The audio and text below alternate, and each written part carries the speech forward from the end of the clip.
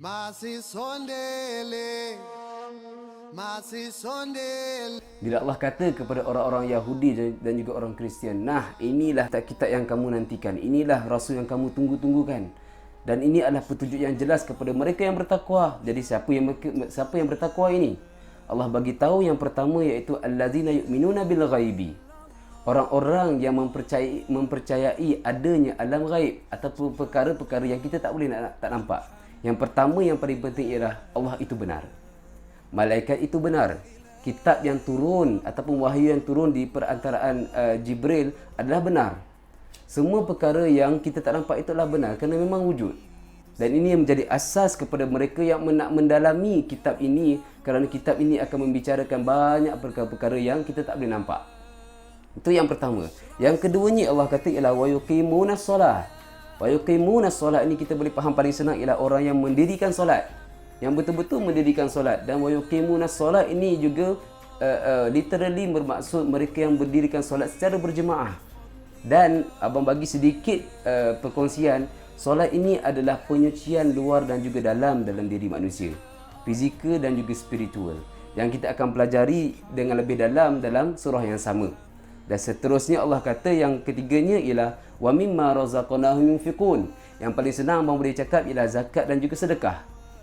Kita keluarkan sedikit pengeluaran yang ada pada kita untuk jalan Allah. Dan ini yang dilakukan oleh para sahabat pada awal-awal perkembangan Islam. Kerana pada awalnya ekonomi Islam tidak kukuh, maka apa yang boleh dilakukan oleh para sahabat ialah mereka keluarkan apa yang mereka ada. Lebih-lebih lagi apabila Islam hendak pergi berperang. Dan kita akan membicarakan lebih dalam tentang ini dalam surah yang sama. Kemudian Allah kata yang seterusnya, walladzina yu'minuna bima unzila ilaika wa ma unzila min qablik. Fokusnya adalah menceritakan tentang kitab yang turun. 4 kitab yang kita belajar. Zabur, Taurat, Injil dan juga Al-Quran. Kita kena percaya 4 ni supaya kita boleh tahu yang mesej di dalam Al-Quran ini sama juga seperti yang dikatakan dalam Taurat, Injil dan juga Zabur. Apabila kita luaskan pembelajaran kita akan tahu yang 4 kitab ni memang benar. Dan last kali Allah kata wabil akhirati hum yuqinun. Kenapa specifically Allah sebut akhirat ni yang last? Kerana ini adalah problem yang ada kepada orang-orang Yahudi dan juga orang-orang Kristian masa tu. Mereka telah buang ilmu mereka tentang hari akhirat ke tepi, sehingga mereka akhirnya tidak percaya dan kadang-kadang mereka pun tidak yakin dengan adanya hari akhirat.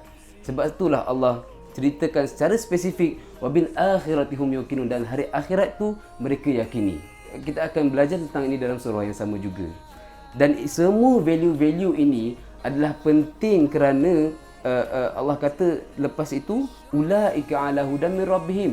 Mereka-mereka yang ada nilai-nilai tersebut adalah mereka-mereka yang dapat hudan, iaitu petunjuk dan juga keterangan yang jelas daripada Allah Subhanahu wa taala, min rabbihim wa ulaika humul muflihun. Dan mereka ini dijamin oleh Allah Subhanahu wa taala, mereka inilah orang-orang yang berjaya dunia dan juga akhirat. Tapi ini nilai-nilai ini perlu ada proses, bukan hanya dengan satu malam kita dah dapat nilai ini.